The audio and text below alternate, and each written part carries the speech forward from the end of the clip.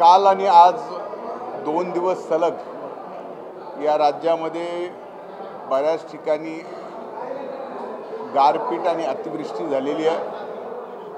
त्यामुळे फार मोठ्या प्रमाणात रब्बी पिकाचं आणि फळबागेचं नुकसान या ठिकाणी झालेलं आहे।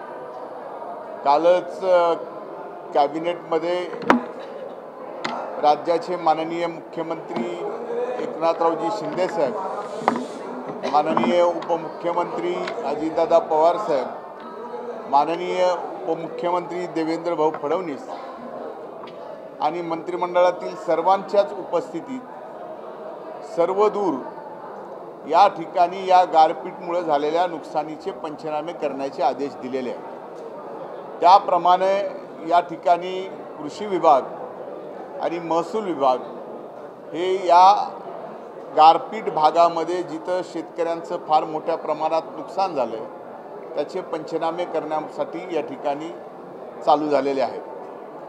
आज खऱ्या अर्थानं रब्बीचा पीक विमा भरण्याची शेवटची तारीख होती बाजरी आणि ज्वारीच्या संदर्भामध्ये, तर ती शेवटची तारीख आणखीन काही दिवसाची मुदत मिळावी याच्यासाठी राज्य सरकार केंद्राकडे प्रयत्न करत आहे। पण एक नक्कीच यश आलंय की फळबागाच्या संदर्भामध्ये 15 डिसेंबरपर्यंत पीक विमा भरण्यासाठी या ठिकाणी शेतकऱ्यांना सवलत मिळालेली आहे। त्यामुळे 15 दिवस या ठिकाणी फळबागांच्या पीक विम्यासाठी आज राज्यातील सर्व फळ उत्पादक शेतकऱ्यांना या ठिकाणी 15 डिसेंबरपर्यंत पीक विमा या ठिकाणी भरता येणार आहे। सगळ्यात महत्त्वाचं, तुम्ही आत्ताची जी आकडेवारी काढलेली होती, जवळपास 16 जिल्ह्यांचं एक प्राथमिक आकडेवारी आली होती। 1 लाख क्षेत्र असं आहे, 1 लाख हेक्टर क्षेत्र असं आहे जे बाधित झालेलं आहे। पण एक दोन गोष्टी आहेत की हा सर्वदूर असा पाऊस एकसारखा पडलेला नाही आहे।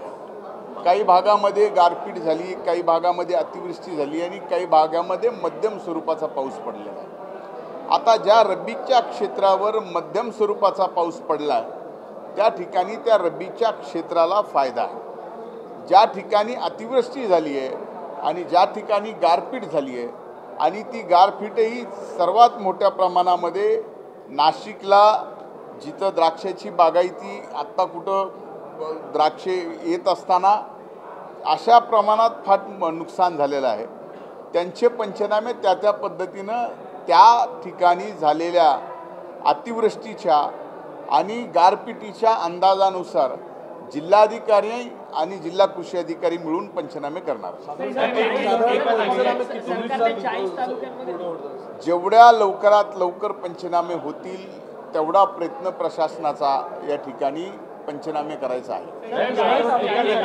दुष्काळी तालुक्यांसाठी आपण केंद्राकडे मदत मागितलेली आहे, त्यावर बोलताना सुप्रेश यांनी असं म्हटलं तुम्ही दुष्काळासाठी मागताय तर अतिवृष्टीसाठी आणि गारपिटीने नुकसान झालेल्या भागातलं देखील तत्काळ मिळावी यासाठी एक मिनिट लक्षात घ्या की ज्यावेळेस दुष्काळाच्या संदर्भात मागणी केली त्यावेळेस दुष्काळाची परिस्थिती होती आणि दुष्काळाची परिस्थितीमध्येच या ठिकाणी अतिवृष्टी आणि गारपीट झाली।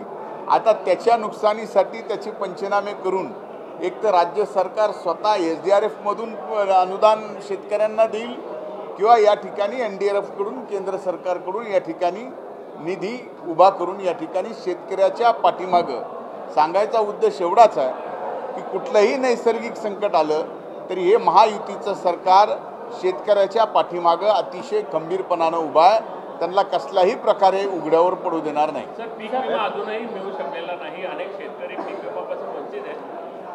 एक गोष्ट निश्चित आहे की यावेळेस ऐतिहासिक असं पीक विमा 1,70,00,000 शेतकऱ्यांनी भरला। याचं कारण महायुती सरकारने तत्कालीन वित्त आणि नियोजन मंत्री उपमुख्यमंत्री देवेंद्र फडणवीसांनी 1 रुपयाची पीक विमा योजनेची घोषणा केली। 1,70,00,000 शेतकऱ्यांनी या ठिकाणी त्यामध्ये सहभाग घेतला आणि त्यातल्या जवळजवळ कालच्या तारखेपर्यंत 50 लाख शेतकऱ्यांना 1,954 कोटी रुपयाचं वाटप झालेलं आहे। काही ठिकाणी आता उदाहरणार्थ बीड जिल्ह्यामध्ये 7,87,000 शेतकऱ्यांना पीक विम्याचा अग्रिम हप्ता मिळाला त्यापैकी 7 लाख शेतकऱ्यांना वाटप झाला, त्यांच्या खात्यावर जमा झाली. पण 87,000 शेतकरी आणखीन काही आहेत ज्यांच्या KYC असेल, आधार लिंकिंग असेल, या काही टेक्निकली गोष्टीमुळं त्यांच्या खात्यावर पैसे आणखीन जमा झालेले नाहीत. त्याबाबतही सर्व इन्शुरन्स कंपनीला या ठिकाणी निर्देश देण्यात आलेत. मागच्या आठवड्यातच कृषी आयुक्तांनी या ठिकाणी सर्व पीक विमा कंपन्यांसोबत बैठक घेऊन त्यांना निर्देश दिलेले आहेत की जे अग्रिम ज्या 22 अधिसूचित झालेल्या जिल्ह्यामध्ये तिथल्या मंडळामध्ये लागू केलेले आहेत त्याचे पीक विम्याची रक्कम अग्रिमची तात्काळ त्यांच्या खात्यावर जमा केली पाहिजे. जर जमा नाही झाली तर त्या ठिकाणी पीक विमा कंपनी कारवाई करणार आहे. काही खात्यांमध्ये 20 रुपयावर जमा झाले जातात. नाही, हे एक खोटं आहे. एक लक्षात घ्या की अग्रिम हे सोयाबीनला 1 रुपयाला शेतकऱ्याने 1 रुपया भरला आहे. अग्रिम 25% सोयाबीनला काही ठिकाणी 6,500, काही ठिकाणी 7,500 मिळाला. असं नाही आहे की 20 रुपये, काहीतरी टेक्निकल इश्यूज आहेत. ती एक सिंगल केसच तुम्ही बघता. पण आज 50 लाख शेतकऱ्यांना मिळालेले 1,954 कोटी आपल्याला दिसत नाहीत. पण कुठंतरी 1-2 शेतकऱ्याला 20 रुपये टेक्निकल एररमुळं झाल्या, त्याची लगेच बातमी आपण करतो. म्हणून एवढ्या मोठ्या प्रमाणात शेतकऱ्याला 1 रुपया फक्त आपल्या पिका विम्याचं संरक्षण करता आलं, त्याच्या हिश्श्याचे पैसे राज्य सरकारने भरले आणि त्यामुळंच एवढा मोठा आज 1,954 कोटीचा अग्रिम हप्ता मिळालेला आहे. दिवाळी साजरी करणार नाही,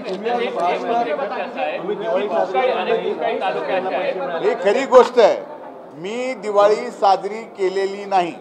आपल्या माहितीसाठी सांगतो, जोपर्यंत पहिल्यांदा बलिप्रतिपदाच्या दिवशी म्हणजे पाडव्याच्या दिवशी अग्रिमची रक्कम शेतकऱ्याच्या खात्यावर जमा झाली, त्या दिवशी मी माझ्या घरच्या लक्ष्मीचं आणि ऑफिसचं लक्ष्मीचं पूजन केलेलं आहे. तोपर्यंत लक्ष्मी पूजनाला सुद्धा माझ्याकडे कसलीही दिवाळी साजरी करण्यात आलेली नाही. बलिप्रतिपदा दिनाच्या दिवशी ज्या वेळेस असंख्य शेतकऱ्यांच्या खात्यावर पैसे जमा झाले, त्या दिवशीच मी घरची पूजा केलेली आहे. अजित पवार यांच्या उमेदवारीच्या पद्धतीने टीका होते, काही तालुक्यांमध्ये देखील कंपनी वारंवार अपिलात जाते. विषय तो आहे की एकीकडे राज्य सरकारने दुष्काळ जाहीर केला आहे, तिथे आणेवारी कमी आहे, तरी सुद्धा पीक विमा कंपनी ही अपिलात जाते, वारंवार अपिलात जाते. मी आता एकच फक्त दुरुस्ती करायची आहे. मी 15 डिसेंबरपर्यंत फळ पीक विमाच्या संदर्भामध्ये सांगितलं होतं. त्याचा प्रस्ताव केंद्राकडे गेलेला आहे, पण त्याची आणखीन 15 तारखेपर्यंत आपण मागणी केलेली आहे. त्याचं आणखीन केंद्र सरकारकडून उत्तर आलेलं नाही. आम्ही आज संध्याकाळपर्यंत वाट बघतोय. त्याच्याबाबत जर वाढून आली तर नक्कीच 15 डिसेंबरपर्यंत विमा भरता येईल. तुम्ही आता भाषणामध्ये उल्लेख केला की सांगलीमध्ये त्यावेळी मला या आता फक्त झालेल्या गारपिटीवर, झालेल्या अतिवृष्टीवर, झालेल्या शेतकऱ्याच्या नुकसानावरती बोलणार आहे. मी शिबिरात जे बोललो ते सर्व दूर आपल्या माध्यमांना गेलेलं आहे. त्याच्यावरती मला प्रश्न उत्तर करायचे नाही. आता हे विरोधी पक्ष नेत्यांनी धनंजय मुंडेला जर पीक विमा कंपनीकडून ती टक्के मिळण्याचा विषय करणार असेल तर माझं ओपन चॅलेंज आहे की त्यांनी सुईच्या टोका एवढा सुद्धा पुरावा आणून द्यावा. ज्या माझ्या स्वर्गीय पंडितांना मुंडेंनी 1998ला श्रद्धेय अटलजी परळीमध्ये प्रचाराला आले, त्या दिवशी माझ्या वडिलांनी प्रस्ताविक भाषणात या देशात पीक विमा शेतकऱ्यांना लागू झाला पाहिजे याची मागणी करणाऱ्याचा पोरगा मी आज कृषी मंत्री म्हणून या ठिकाणी बोलतोय. त्यांनी पहिल्यांदा मागणी केली आणि त्यावेळेस त्या मॅनिफेस्टोमध्ये 98च्या लोकसभेच्या तत्कालीन भारतीय जनता पार्टीचे श्रद्धेय अटलजी जे पंतप्रधान होते, त्यांनी जाहीरनाम्यात पीक विमा लागू करण्याच्या संदर्भामध्ये केलं, तसा कायदा केला आणि पीक विमा लागू झाला. माझ्यासारखा एक व्यक्ती ज्यावेळेस मंत्री म्हणून संधी मिळेल, माझ्या जिल्ह्यातली पहिली पालकमंत्री म्हणून बैठक घेतली, त्यावेळेस लक्षात आलं की पीक विमा कंपनींनी मुदतीत पैसे दिले नाहीत. म्हणून 2 कंपन्यावर, ओरिएंटल आणि बजाज या दोन्ही कंपन्यावर FIR करणारा आणि FIR करण्याचे निर्देश देणारा पालकमंत्री मी आहे. त्यामुळं विरोधी पक्ष नेते कुठं किती कशा पद्धतीने टक्केवारी खातात हे त्यांनी बघावं. माझं सुईच्या टोका एवढं जर काय असेल अशी नाहक बदनामी त्यांनी करणं बंद करावं. त्यांच्याकडे मुद्दे नाहीत. त्यामुळे आता ते काही बोलतील की टक्केवारी किती मिळाली. अरे 1 रुपयात शेतकऱ्यांना विमा दिला त्याचा तुम्ही काही सांगणार नाही. ज्यांनी विमा दिला नाही त्याच्यावरती कारवाई करण्याचे निर्देश आम्ही दिले. ज्यांनी विमा दिला नाही त्यांच्यावर आम्ही FIR केल्या. तर ह्या गोष्टी झाल्या असत्या का? त्यांनी म्हटलं की अतिवृष्टी झाली, गारपीट झालं, पण कृषी मंत्री कुठे दिसत नाही, कुठे फटाके फोडतात हे पण कोणाला माहित नाही. ते शेतकऱ्यांवरती काय दया करणार? कोण म्हणलं? उद्धव ठाकरे म्हणले. बघा, शेतकऱ्यांवरती माननीय उद्धव ठाकरे साहेबांनी एवढ्या खालच्या पातळीवर जाऊन बोलणं हे त्यांना शोभणारं नाही. पण आता स्वाभाविक आहे, पायाखालची वाळू सरकल्यानंतर एवढा मोठा माणूससुद्धा हातबल होतो.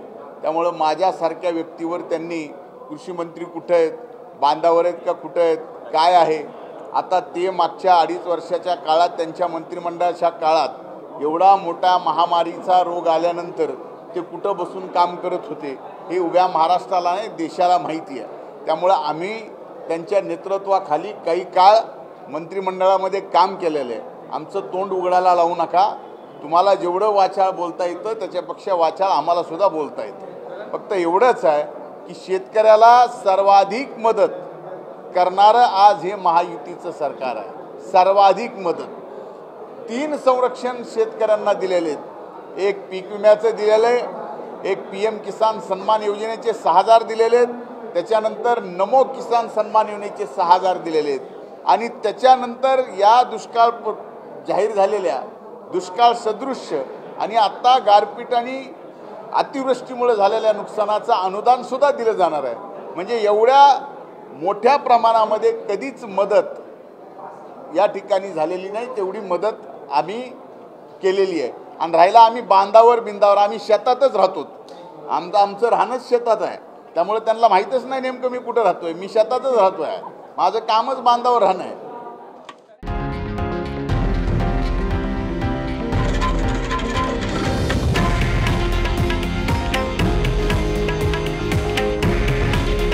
हे आहे देशातील नंबर 1 न्यूज नेटवर्क आणि आपण पाहत आहात TV9 मराठी. काळजी तुमची, हित महाराष्ट्राचं.